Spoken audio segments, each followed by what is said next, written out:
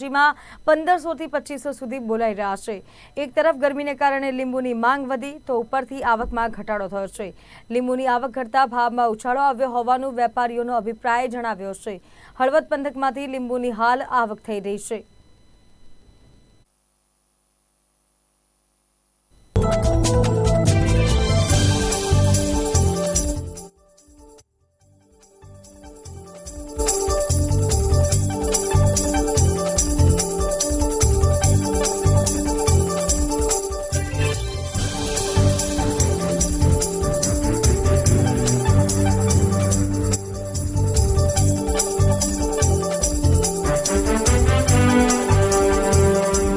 ઉનાળાની કાળઝાળ ગરમી પડી રહી છે ને ગરમીની સાથે સાથે લીંબુના ભાવ પણ હવે આસમાને પહોંચી રહ્યા છે।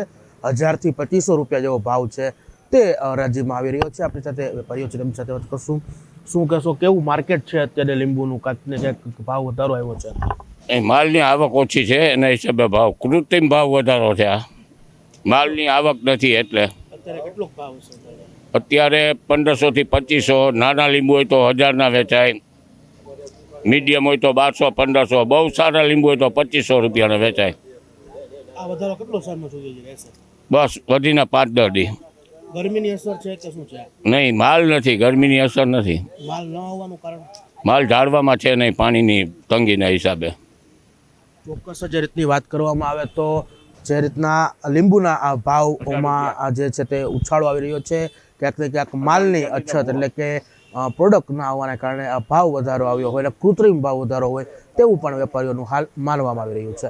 કેમેરામેન પ્રવીણ પરમાર સાથે શુભમ ભટ્ટ, રાજકોટ।